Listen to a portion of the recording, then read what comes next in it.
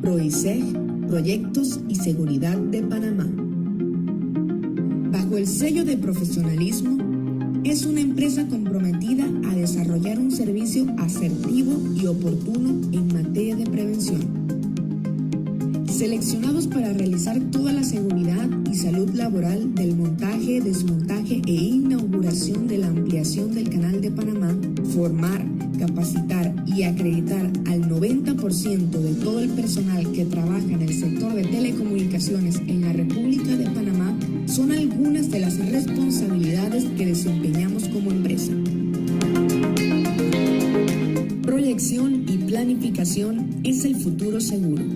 Por eso, la seguridad es un valor que promovemos.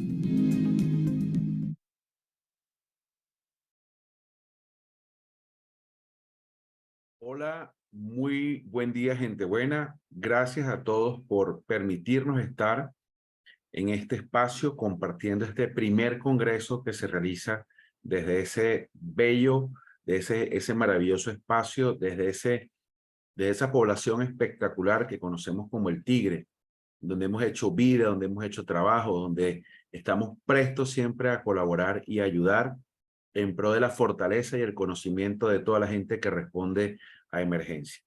Muchísimas gracias. Me acompaña también junto a ustedes, pues el abogado Jorge Mujica, una persona en la que tenemos plena confianza y apoyamos los procesos de formación, capacitación y gestión que realiza tanto en la seguridad y salud en el trabajo como en la respuesta a emergencia. Quiero agradecer a todas las personas que hacen posible que esto se esté realizando. Quiero agradecerle a usted que está presente, a usted que está escuchándome, a usted que está invirtiendo tiempo de su vida en ayudar, en hacer cosas por el bien común. Muchísimas gracias. Felicitaciones a todos mis hermanos bomberos por celebrar este día, esta oportunidad maravillosa que tenemos. Voy a entrar en materia con un tema que por supuesto nos llama mucho la atención y que decidimos incorporarlo porque es una necesidad que entendemos existe. Y como necesidad, la idea es sumar para solucionarla. Dentro de los objetivos generales, nosotros tenemos la visión de generar esas capacidades para incrementar la eficiencia y eficacia. Es decir, hacerlo bien con los menores recursos disponibles y en el mejor tiempo posible. ¿Para qué? Para fortalecer esas capacidades que tenemos de planificar, de coordinar, de emitir una respuesta a emergencia con materiales peligrosos. Es posible que aquí también estén bomberos marinos o que esta información llegue a los bomberos marinos. Muchas veces también ellos manejan mercancías peligrosas. El caso de los bomberos aeronáuticos también, que tenemos aeropuertos, zonas marítimas, zonas portuarias. Entonces el término materiales peligrosos, mercancías peligrosas, sustancias peligrosas, dangerous goods, estamos hablando de todos de lo mismo, materiales peligrosos. Entonces queremos que usted se apropie de estos conocimientos, que usted busque la forma de fortalecer, por supuesto, la capacitación y que sin duda alguna debemos demostrar haber adquirido. ¿Cuándo? ¿En qué momento? Cuando se presentan esos eventos. Por eso esta información la transmitimos, la compartimos y queremos que se haga suya. Autorizamos a la compañera Angélica Barceló, quien ha sido pieza clave de este proceso de capacitación, para que se entregue esta grabación a todas las personas que la necesiten, que la requieran, así como el material que hemos utilizado. Esta capacitación, una parte la voy a conducir de manera distante y va a continuar el abogado Jorge Mujica con el resto de la capacitación. Sin embargo, la presentación está disponible para usted al término de la jornada. Otro de los objetivos que tenemos es motivar la creación y la consolidación de una unidad interdisciplinaria o un comité de ayuda mutua para la respuesta a emergencia con materiales peligrosos en la República Bolivariana de Venezuela, con incidencia nacional y proyección internacional. Ya estamos haciendo capacitaciones, óigase bien. Usted tiene la oportunidad de participar. Si usted es bombero, tiene la posibilidad de participar sin costo alguno, como bombero, como protección civil, como Cruz Roja, en la capacitación que tenemos ahora de materiales peligrosos, la primera semana de septiembre en Puerto La Cruz, en Lechería, está Anzoátegui, en Venezuela. Entonces, usted póngase en contacto, escríbale a Jorge, converse con Jorge al terminar la capacitación para que dé la información, o se va a la página web de PROISEC y ahí también está la información, proisec.net. Queremos también fortalecer la seguridad como pilar determinante de la producción en pro del bienestar de los colaboradores, patronos, medio ambiente, así como la sostenibilidad de los negocios y los procesos productivos. Necesitamos fortalecer entre todos los conocimientos que tengamos para garantizar esa comunidad segura, esa familia segura, esa empresa segura. Y aquí voy a ser muy preciso y muy veraz. Voy a irme concreto para dejar tiempo a que Jorge termine parte de la presentación. Nosotros con el tema del manejo de las emergencias de gas cloro tenemos que ser muy precisos, muy veraces. No hay tiempo que perder. Y esto lo digo con toda responsabilidad porque muchas veces esperamos que los cilindros fuguen, esperamos que se estabilice el escenario, pero muchas veces este tipo de situaciones son contraproducentes. Ya le voy a explicar por qué. No significa que lo que diga sea que lo hayamos hecho todo el tiempo. Muchas veces nosotros decimos cosas que 20 años después hemos reflexionado de los errores que hemos cometido. Entonces, veamos esto es como una catarsis, como un drenar de información, como un compartir información, pero que muchas veces todos los que estamos aquí hemos cometido errores. Si alguna persona dice, no, yo no he cometido errores, pues olvídese que ya eso es un error. Todos los que estamos aquí hemos cometido errores en algún momento, todos sin excepción. Y los que no, preocúpense porque están por cometerlo. Entonces, la idea aquí es ayudarnos entre todos para que esos errores, primero, no se cometan y segundo, no cuesten vidas ni de personas que responden a emergencia y menos de la comunidad. Entonces, entendamos esto. Si usted trabaja en la respuesta a emergencia, usted tiene que estar atento a lo que dijo el doctor Bernardo Ramazzini hace muchísimos años. El doctor Bernardo Ramazzini es el que idea ese famoso refrán que dice, dime en qué trabajas y te diré de qué padeces. Él, como era médico, lo decía de una forma distinta. Le decía a sus alumnos médicos, cuando llegues a la cabecera de tu enfermo, pregúntale en qué trabaja.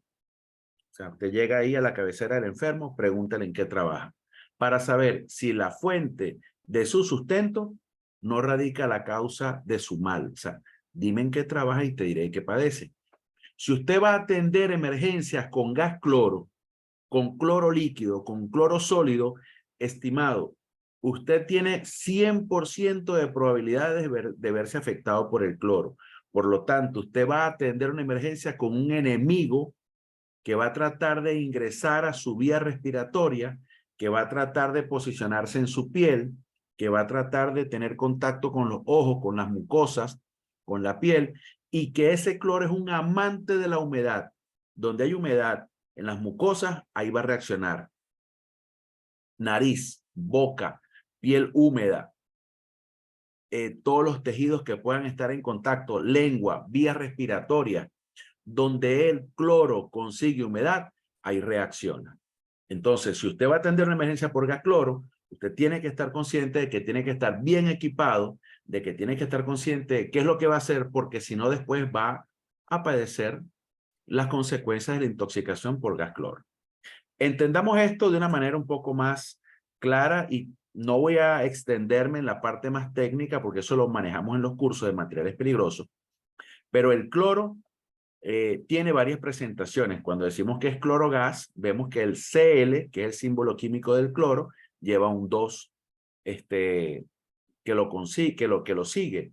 Pero ese cloro puede ser cloro líquido, puede ser cloro sólido en pastillas y puede ser el clorogas.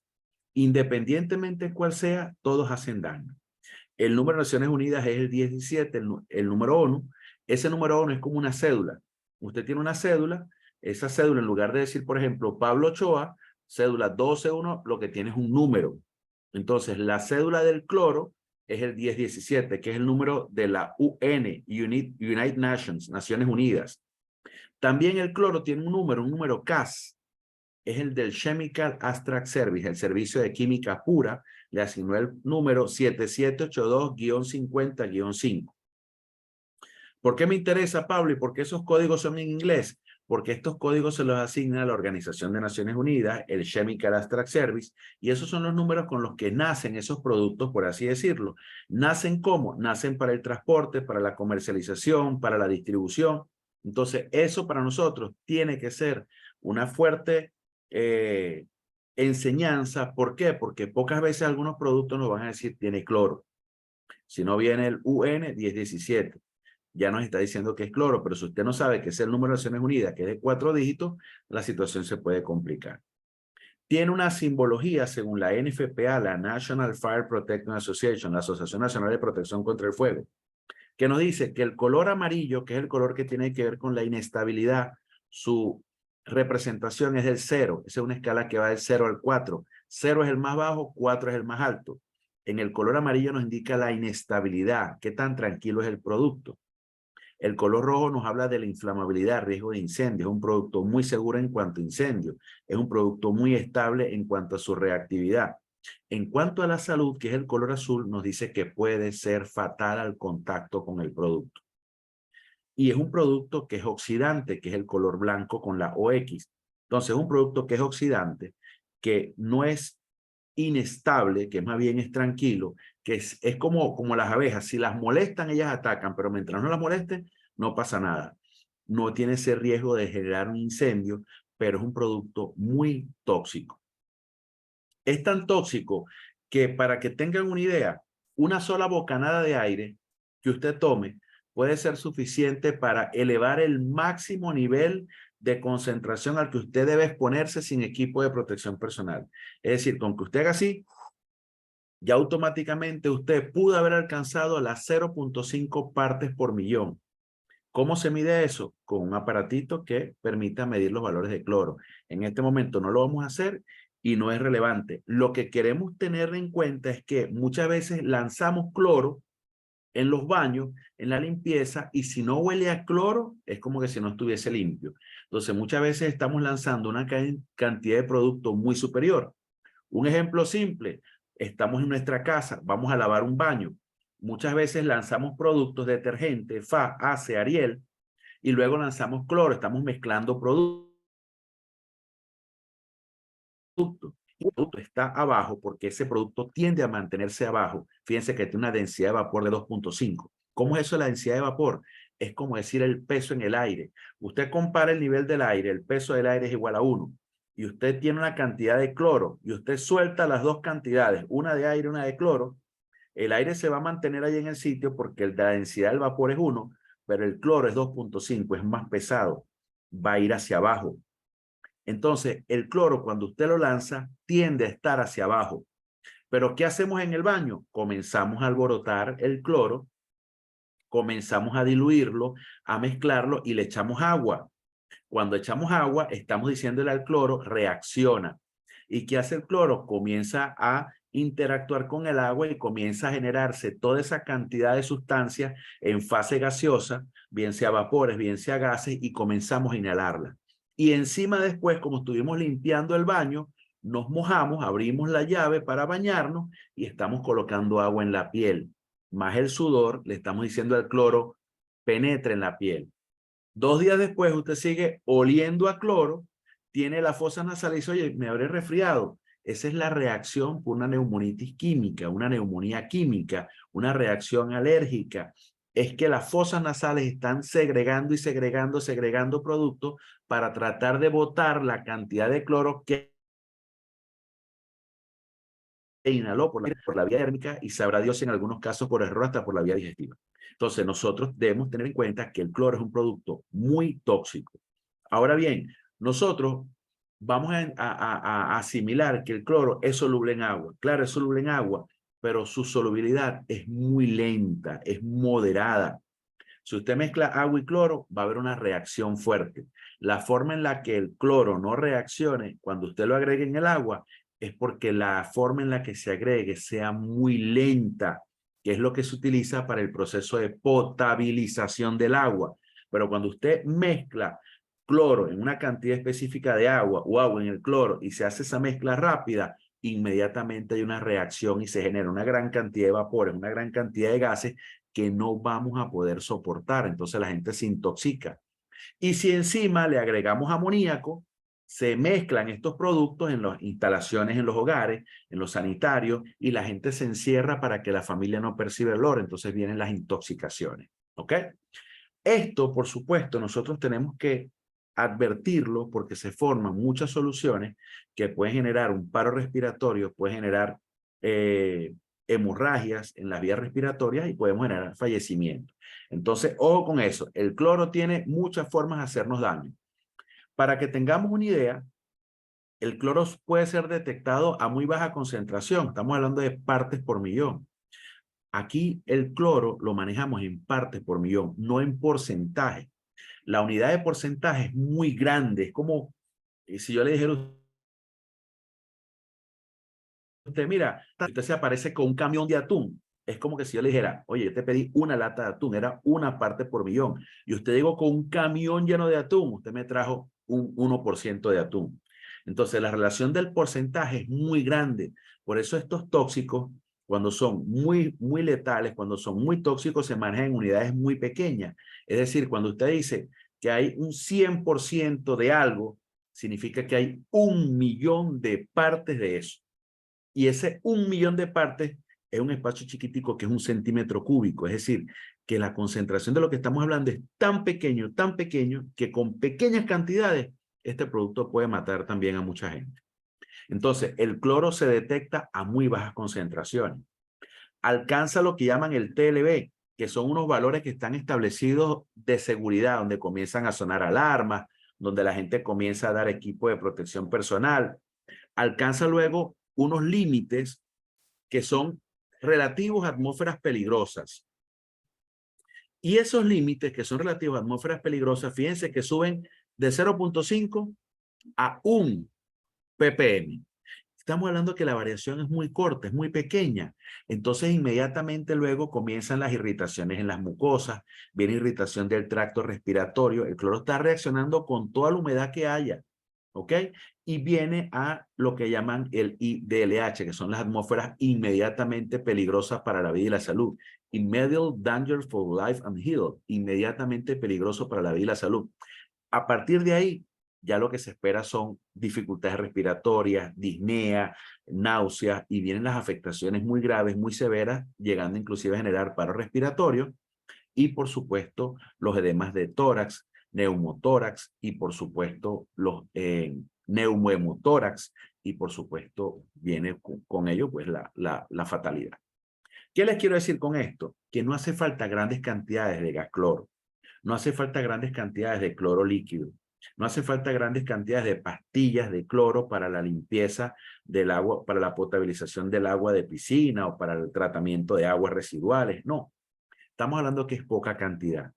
Entonces nosotros debemos tener en cuenta que mientras más tiempo estemos expuestos, este producto tiene mayor nivel de afectación. Fíjense que con solo 1.000 partes por millón se hace fatal en minutos. ¿Qué significa? Que si yo mando un bombero con un equipo de protección personal, con un traje estructural para el combate de incendios, ese bombero, si yo lo paso y lo dejo ahí 10, 15 minutos, ese bombero regresa después y va a terapia intensiva. ¿Qué significa? Que no todos los equipos de protección personal son adecuados para este tipo de situación. Entonces yo tengo que hacer los esfuerzos por decir quién tiene este traje, quién tiene este equipo de protección personal, y cuando tenga la caballería lista, cuando tenga los equipos listos, es que meto a la gente a hacer la inspección. Hay principalmente dos tipos de cilindros, y son cilindros de 2.000 libras, son los que llamamos cilindros de 1 tonelada, pero manejan 2.000 libras de presión. El que ven a su derecha es el modelo Trinity y el que ven a su izquierda es el modelo Columbia. ¿Por qué tienen esos nombres? Porque son referentes a las plantas que producen estos cilindros. Entonces, cuando uno comienza a ver las placas, uno ve que dice, uno dice Columbia, otro dice, por ejemplo, otro fabricante. Fíjense que tenemos aquí Aguas de Mérida. Entonces, hay inclusive cilindros que son fabricados desde Ohio, que es el principal centro de fabricación de cilindros en Estados Unidos, hasta Venezuela, y tienen un código de DOT. Ese DOT es Department of Transportation, Departamento de Transporte. Entonces, nosotros sabemos que todos esos cilindros, ninguno es producido en Venezuela. Entonces, la data de esos cilindros tienen que ser muy vieja. Este cilindro es del año 78. Tenía yo 2 años de haber nacido y ya en Mérida manejaban este tipo de cilindros. Entonces nosotros tenemos que entender que el gas cloro puede afectarnos en los procesos de envase, en el envasamiento, en el traslado. Fíjense que en la imagen que vemos a la izquierda, donde está el fondo amarillo dentro del cilindro, ahí estamos viendo cómo hay una fase del producto que dentro de ese cilindro, la mitad o un componente, una parte del cilindro está en fase líquida, porque él se comienza a llenar en un proceso que permite en una baja presión, pero luego después tiene que ser presurizado hasta las 2000 libras para que se comprima ese producto, lo que hace que una parte del contenido sea cloro en fase líquida y luego la otra parte cloro en estado gaseoso. Una parte en estado gaseoso y una parte en estado líquido. ¿Qué significa? Que cuando nosotros tenemos un cilindro que está fugando, cuando digo fuga, es fase gaseosa. Cuando digo derrame, es fase líquida, estado líquido o estado sólido. Entonces, cuando digo tengo una fuga de cloro, ya yo sé que es una fase gaseosa. Esa fuga significa que la ruptura, el quiebre, la fractura del cilindro está hacia arriba.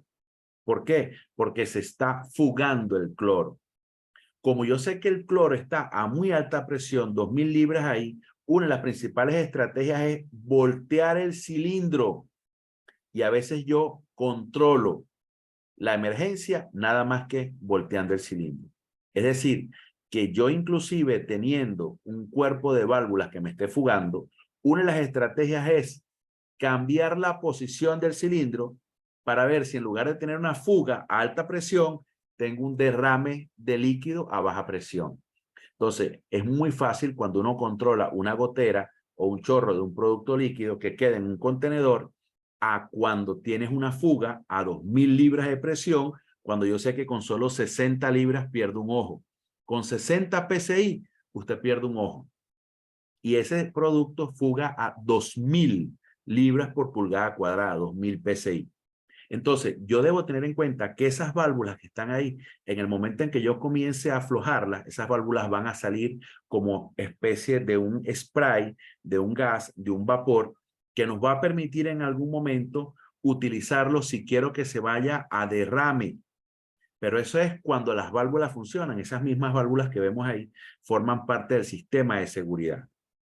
Ahora bien, tenemos emergencias como la famosa emergencia de Clarines, donde nosotros sabemos que tenemos kits que permiten controlar cuando una de esas válvulas fuga.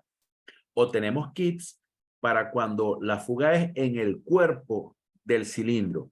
Pero justamente la situación que se registra en Clarines, por ejemplo, la fuga se da porque se rompe el cilindro justamente en los bordes. Entonces había daño del cuerpo del cilindro y daño del cuerpo o del casquete donde están las válvulas de seguridad. Entonces no hay kit para eso. Pero nosotros tenemos que entender que hay situaciones que sí podemos solucionar y otras que no. Continuemos. Una de las cosas importantes es que este cloro casi nunca se almacena en pocas cantidades. Es decir, cuando alguien pide un cilindro de gas cloro de 1 tonelada a 2000 libras por pulgada cuadrada, es porque o maneja una planta de tratamiento de agua o tiene otra visión industrial en un proceso químico. Entonces, una de las grandes debilidades es que nosotros no tenemos en Venezuela, y menos en el estado de Anzoátegui, un censo de los materiales peligrosos. Una de las cosas sería espectacular es que la gente declarara qué materiales peligrosos tiene y cuáles son las cantidades de esos productos. Eso sería ideal, porque de esa manera nosotros podemos verificar, mira, si estos productos están bien almacenados, no están bien almacenados, están bien etiquetados, tienen sus cuñas, qué producto hay, están bien ubicados, están a la intemperie, están cubiertos. nosotros pudiéramos tener una idea de qué es lo que está pasando. Ahora, eso también nos alerta a conocer que hay unas incompatibilidades del cloro. Hay gente que usted lo ama y lo adora. Hay gente que usted no lo ama y no lo adora. Igual que a mí. Hay gente que me ama y me adora. Hay gente que no me ama y no me adora. Eso es normal. Todos tenemos incompatibilidades, igual que el cloro. Tenemos también situaciones donde hay unos cloratos, que son sales de amonio, ácidos, metales en polvo, azufre, carbón, materia orgánica y combustible, que no se relacionan con el cloro. No son buenos amigos. Y el mismo cloro tiene, por supuesto, unas incompatibilidades. Estos son cloros en diferentes presentaciones, pues. Dióxido, peróxido, el cloro y los cloratos. O sea, es el mismo cloro, pero digamos en diferentes presentaciones. Entonces, el cloro no se la lleven con el amoníaco. De hecho, usted compra el recipiente de cloro y le dice no se mezcle con el amoníaco. Y compra el de amoníaco y dice no se mezcle con cloro. También el caso de los acetilenos. Entonces hay gente que tiene almacenes de productos para la construcción, tiene oxígeno, tiene acetileno, que no se deben almacenar juntos, pero también tiene cloro.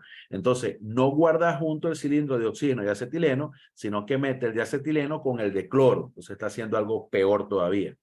Tenemos el caso de otros productos como el butadieno, el benceno, el hidrógeno, carburos de sodio, carburos, terpentina, metales de polvo. Y por supuesto también tenemos otros cilindros como el monóxido de carbono, otros gases como el monóxido de carbono, el mercurio, el amoníaco, el metano, el sulfuro de hidrógeno. Entonces, dependiendo de la presentación que tengamos ese cloro como clorato, como dióxido, inmediatamente nosotros debemos saber que hay unas incompatibilidades. Ahora, mucha gente que almacena esto no sabe las incompatibilidades. Entonces nosotros tenemos que advertirlo. ¿Por qué? Porque ya nosotros tenemos un registro de estos eventos. Ya esto ha pasado muchísimo. Y aquí cito información de dos personas muy valiosas. Howard Lucio Méndez, que en paz descanse, comenzó a llevar registros estadísticos de los eventos de materiales peligrosos que se llevaban en el centro, en el occidente y en el oriente. Que en paz descanse, uno de nuestros principales instructores en el área de materiales peligrosos. Otro es el comandante Francisco Noguera, persona también que ha estado siempre ligado a las buenas acciones, a compartir información con bomberos. Entonces, nosotros tenemos que entender que estas cosas ya han pasado, vienen pasando desde hace tiempo. Pero ¿qué sucede? Muchas veces nosotros llamamos a todo incendio. Todo es incendio. Y usted pregunta, bueno, ¿este año ha habido algún evento de materiales peligrosos en el estado de Anzoátegui? Sí, tenemos incendio. Entonces, nosotros tenemos que comenzar a registrar los eventos de materiales peligrosos de manera distinta, porque ese incendio se da porque ese material peligroso reacciona. Entonces, hubo un derrame de un producto y luego se produjo un incendio. Sí, hay un evento de materiales peligrosos y hay un incendio. Son dos. Pero si yo no meto el tema de materiales peligrosos, yo no voy a poder justificar nunca que se compren equipos para materiales peligrosos. Entonces, mientras yo más detallo, si hay eventos, tenemos TACOA, tenemos boilover, tenemos bleve, tenemos amoníaco, tenemos cloro, tenemos soda cáustica. Entonces, todos estos son eventos históricos que Howard Lucio Méndez registró en su momento y que afortunadamente las compartió. Pero nosotros tenemos que llevar nuestro registro en el estado de Anzoátegui. ¿Cuántos eventos de materiales peligrosos tenemos en el Tigre? Tenemos en Santo Tomé, tenemos en Anaco, en Cantaure, en Barcelona, en Lechería, en Puerto La Cruz, en Guante, en la carretera Guanta-Cumaná, o hacia Dación, hacia Temblador, ¿ve? Hacia el municipio de Malgrego. O sea, tenemos muchas áreas donde se han registrado eventos y de repente no las llamamos eventos materiales peligrosos, sino colisión, incendio, pero hasta ahí. Entonces tenemos que darle peso a esto. Así igual tenemos el de clarines. Entonces ahí pueden ver las fotos que no había un kit para eso. No era una fuga en el cuerpo y tampoco era una fuga en el cuerpo de válvula. Entonces no había kit. Esos cilindros fugaron y desafortunadamente así fue. Entonces, muchas veces nosotros nos dedicamos a concentrar también todos los esfuerzos en lo histórico. ¿Qué fue lo que pasó? Bueno, una colisión entre varios vehículos en una zona conocida como Clarines, cerca de Minifincas Clarines, donde colisionaron. Pero y eso sigue pasando. Se siguen llevando la misma cantidad de cloro, de la misma manera. Entonces eso puede volver a pasar. ¿Ok?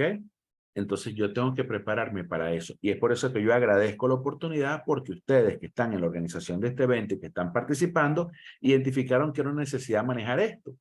Y estamos hablando de que estas son amenazas que no es para una persona. Estos son cilindros que pueden afectar, como en efecto pasó, afectaron a toda una zona. Entonces nosotros debemos tener presente que un solo cilindro de estos que fugue puede poner en jaque. Hace poco sé que hubo un evento en el Tigre y intervinieron ustedes, intervino los hermanos de PDVSA, intervinieron Protección Civil, bomberos. Mire, hay mucha gente que va a decir lo hicieron bien, lo hicieron mal, no me gustó, sí me gustó, lo hicieron. ¿Solucionaron? Sí, solucionaron, está bien. ¿Se puede hacer mejor? Ah, bueno, los que están ahí, los que estuvieron, verán si lo pueden hacer mejor o no. Es decir, no hacemos nada criticando si lo hizo bien, si no lo hizo bien. No, ayudemos, ayudemos a mejorarlo. Entonces, vamos a entender algo. Primero, de estos eventos se aprende mucho, muchísimo, pero mucha gente aprende echándole leña al otro. Esa no es la forma de aprender, porque al final lo que hace es que daña en lugar de ayudar. Y cuando usted le llega el comentario de que no, alguien dijo que tú hiciste esto, ya entonces comienza esa rivalidad. Entonces, esto es un evento donde necesita la participación de todos. ¿Por qué? Porque mínimo hacen falta 6 personas. Ah, pero resulta que el que tiene el traje no tiene los autocontenidos. El que tiene los autocontenidos no tiene las botas. El que tiene las botas, el autocontenido, no tiene el kit. Entonces usted necesita crear esa unidad de materiales peligrosos donde cada quien aporta su granito de arena, porque muchas veces la gente que tiene la preparación tampoco tiene los equipos. Entonces necesita equipo, necesita gente, necesita traje, necesita autocontenido, necesita carro, necesita gasolina, necesita alguien que como yo, en la tragedia de Clarines, ¿saben una cosa que hice yo? Yo llevé café. Tiene una tía en Clarines y dice, tía, prepárame café. Hay gente que su función es llevar café y ese café puede ayudar muchísimo más que muchas cosas. Entonces hace falta que la gente se una y que comencemos a hacer ejercicios que en efecto, sé que hay planificación de estos ejercicios, sé que hay unos ejercicios que se están haciendo, la gente comienza a planificar. Fíjense, por ejemplo, este escenario lo atendí yo. Esto fue en la cuestión que está en Soledad, perdón. En Soledad, estas eran, fíjense, las líneas de rescate. ¿Para qué servían las líneas de rescate? Para colocar las soluciones.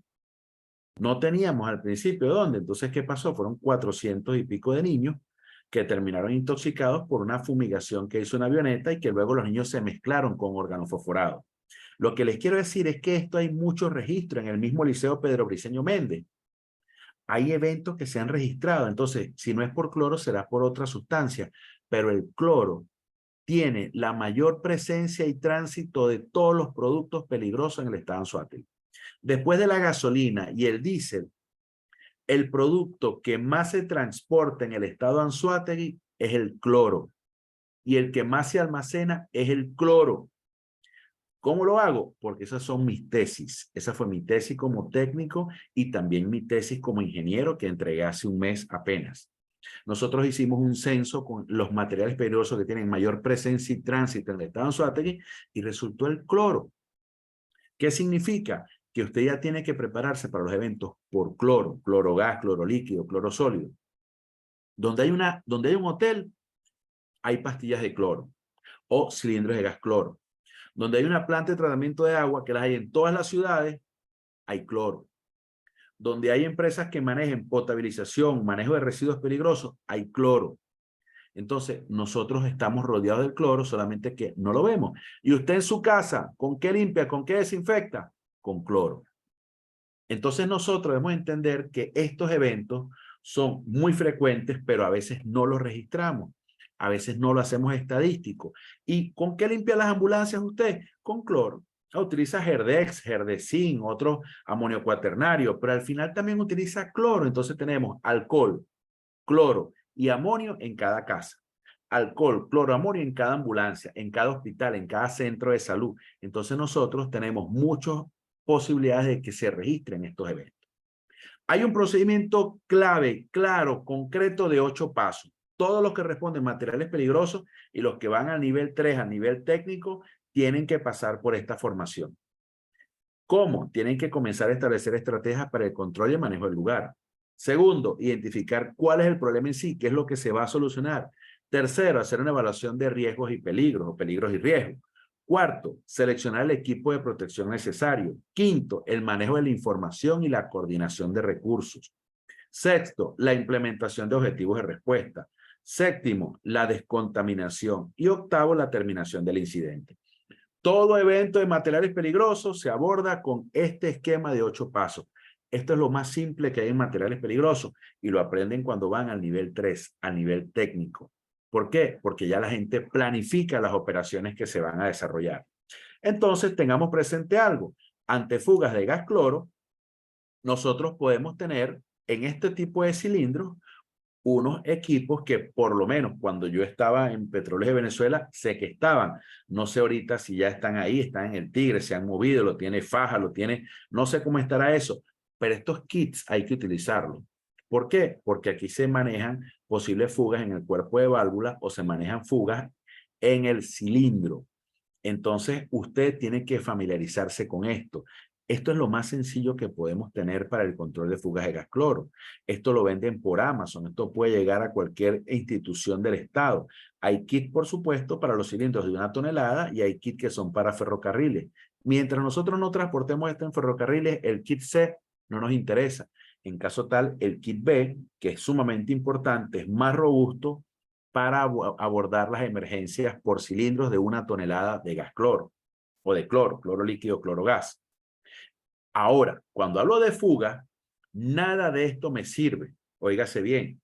En fuga el producto se ve el aire. No me sirve hacer presas, no me sirve hacer diques, no me sirve en el agua tener barreras oleofílicas ni barreras de contención, porque esto va a un estado gaseoso.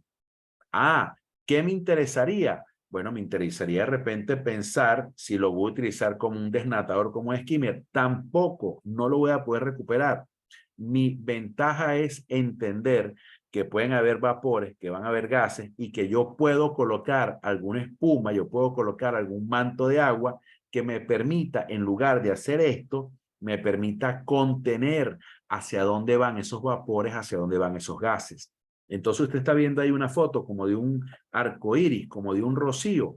Yo sí puedo contener la proyección de los vapores o del gas cloro que viaja. Yo puedo contenerlos con chorros de neblina y de agua. Eso yo sí lo puedo hacer. Entonces, mi principal estrategia es entender hacia dónde va la fuga del producto. Y yo ahí, esa fuga del producto, sí puedo disminuir su proyección, su alcance, haciendo que el producto baje y llevando el producto a suelo. Y eso solo lo hago con abundante agua, muchas líneas. A mí no me van a servir para este tipo de situaciones ningún kit de contención. Esto es cuando tengo un derrame de crudo en suelo, algo por estilo. Yo no voy a tener la posibilidad de tener absorbentes universales como esto. A mí me interesa que eso pase de fuga a derrame. A mí me interesa voltear cilindro, girar el cilindro para que el producto que esté en fase gaseosa no consiga la grieta por la que está roto el cilindro, sino que la grieta quede hacia abajo, que es hacia donde está el líquido. Y ese líquido almacenado sí lo puedo contener. Ese líquido no me va a generar la nube de gas cloro, la dispersión, que sí me la genera en una fase gaseosa. Entonces, estos materiales no me sirven. Yo tengo que equiparme con kits de contención de fugas, que es lo más relevante. ¿Qué sí puedo hacer? Tapar grietas, tapar drenajes, colocar bolsas, colocar neopreno, colocar nitrilo. Eso sí lo puedo hacer para que el producto no me vaya a un cuerpo de agua, sino que el producto, en lugar de que cuando se está derramando, yo tapo mis drenajes. ¿Por qué? Porque ese producto en los drenajes reacciona con el agua y donde la gente abra las llaves y eso va después a un sistema de recirculación, va a tener el olor del clorogas. Entonces, yo no voy a tener la opción de utilizar ninguno de estos productos. ¿Por qué? Porque ese es un cilindro a muy alta presión. Orificio que se abra ahí, eso es un disparo en fase gaseosa que va a salir de ahí de gas cloro. Esto no me sirve. Yo tengo que buscar mis kits para la contención de cloro. No me sirven ni los sellantes, no me sirven ni las barreras, ni las mantas de absorción. Nada de esto me sirve porque es una fuga lo que voy a tener. O sea, mi visión es contener la fuga o pasar la fuga de fase gaseosa, por eso se llama fuga, a derrame. girar el cilindro para que me pase a una fase gaseosa. Kit A, claro, esto es ideal. Yo puedo pedir este kit, te lo venden en Amazon. Puedo saber quién lo tiene. Entonces me hago la pregunta. Levanten la mano, por favor, de los que están en la sala. Véanse entre ustedes. Levanten la mano los que tengan en sus instalaciones el kit A. Levántenla. Véanse. ¿Alguien la tiene? Ah, bueno, ese ya sabe que tiene el kit A. A una eventualidad, esa persona hay que llamarla porque tiene el kit A. Ah, no hay nadie. Bueno, hay que buscar a ver quién lo tiene. Entonces, eso es parte de lo que se busca. Ahora, vamos, levanten la mano los que tienen el kit B, por favor. Levanten la mano, véanse entre ustedes mismos.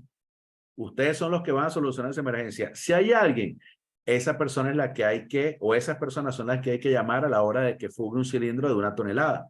Fuga o derrame de un cilindro de 1 tonelada. No hay nadie, hay que buscar a ver quién tiene el cilindro, quién tiene el kit. Entonces, de eso se trata esto. En ferrocarriles no debería haberlo porque no tenemos ferrocarriles que transporten gas cloro. Cuando lo tengamos, ah, bueno, sí, perfecto, pero deberíamos saber quién tiene el kit C. Entonces nosotros tenemos que entender que algunos equipos de contención sí son buenos para derrame, sí son buenos para crudo, son buenos para diésel, para gasolina, pero no son buenos para ni el cloro líquido, ni el cloro gas, y menos para las pastillas sólidas de gas cloro. ¿Por qué hablo de las pastillas sólidas de cloro? Porque esas pastillas muchas veces están mal almacenadas, con alto nivel de humedad. Entonces esas pastillas en algún momento van a reaccionar. ¿Por qué alto nivel de humedad? Porque ya la humedad relativa en nuestros países, en nuestros estados, es muy alta. Entonces yo no debo esperar que esto me vaya a servir porque este tipo de productos no los tengo. Porque yo tengo que entender que si yo tengo un cilindro fugando, ese producto va hacia arriba. Pero si tengo un cilindro en derrame, entonces sí me serviría esa berma amarilla de contención, si fuese de nitrilo, si fuese de neopreno, si fuese de Kevlar. Pero si es de látex, no me va a servir. Entonces yo tengo que ir viendo qué son los productos que necesito, cuáles son los que necesito para entonces entender esto. Hagamos una simulación. Voy a utilizar un software que se llama Aloha. Ese software de paso es gratuito, pero tienen que meterle un poquito al inglés, conocer un poquito el programa y entender qué es lo que está pasando. Entonces voy a utilizar aquí como referencia una pista de un aeropuerto. Como no conseguía la de San Tomé, utilicé la de Barcelona. Entonces un cilindro que tiene 2 metros de largo, tiene una longitud específica, una capacidad, utilizó un volumen, un almacenamiento y coloqué nada más una fuga por una fisura de 2 centímetros. Velocidad del viento 15 nudos, orientación al noreste, humedad relativa de 50%. Coloco los datos en el programa que se llama Aloha, coloco el software, coloco los datos, coloqué muy baja presión, coloqué muy baja temperatura en comparación con las que hay, coloqué nada más que 34 grados centígrados como punto de inflamación para este producto. O sea, usted puede jugar con esto. Y en una de estas simulaciones usted dice, bueno, mire, este es un producto que puede tener una distancia, una proyección interesante y que casi me llega al kilómetro y quizás un poco más. Fíjense cómo llega una determinada concentración en 1 hora de proyección a una distancia de casi 1 kilómetro según la dirección del viento. Entonces, ¿por qué hago yo esta simulación? Este fue un ejemplo nada más, porque yo tengo que saber dónde están estos productos y saber hasta dónde puede haber el área de afectación. Y yo me preparo entonces para, con esa comunidad, con esa empresa, para saber a quiénes voy a desalojar en esa dirección. Ah, en la tarde, a las 6 de la tarde, cambia el viento, es más bien hacia el otro lado. Entonces yo eso es donde me preparo y veo, bueno, tengo 2 partes por millón, 1 parte por millón en la figura más, 0.5 partes por millón en la figura amarilla más concentrada, la más próxima. Luego voy entonces disminuyendo los niveles de concentración, pero puedo tener 2 ppm, puedo tener 20 partes por millón en la parte que está más cerca. Entonces ya yo sé que hay gente que va a salir muy afectada. Y yo puedo calcular inclusive en cuánto tiempo va a haber ese producto en una determinada distancia. Entonces yo sé que ese producto se va a desplazar 7.4 metros por cada segundo. ¿Qué significa? Que yo voy a tener en un determinado tiempo, promedio 1 hora, 750 metros donde ese producto se ha desplazado.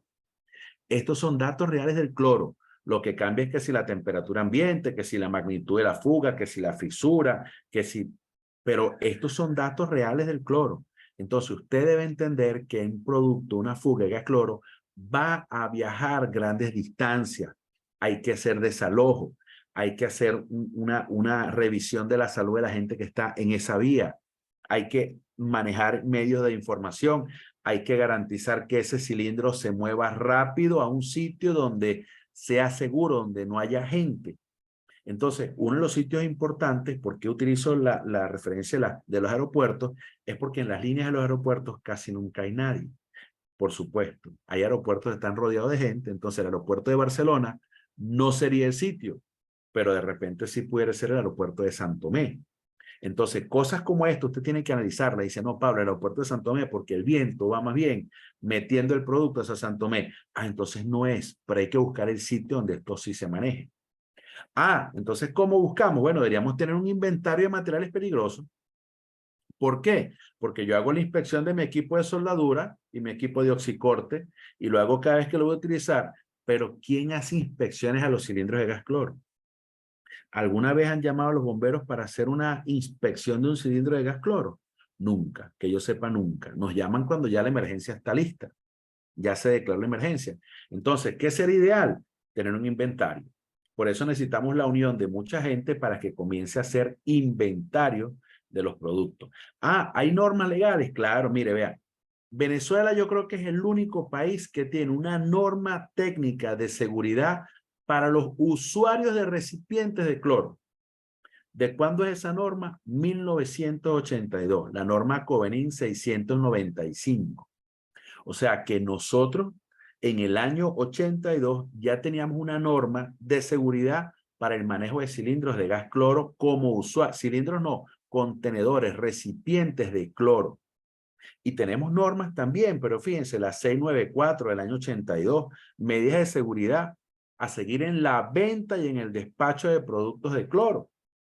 Entonces yo comencé a revisar, me causó curiosidad, dije, oye, esto se está actualizando, déjame revisar. Y comienzo y veo, y me meto y busco las normas que tienen que ver con cloro y veo que está inclusive en la página de tránsito. Oye, qué interesante. Pero entonces cuando llego a tránsito, me dicen, no, no la puede descargar. Pero cuando veo la cantidad de personas que la han descargado, mire, solamente 167 descargas.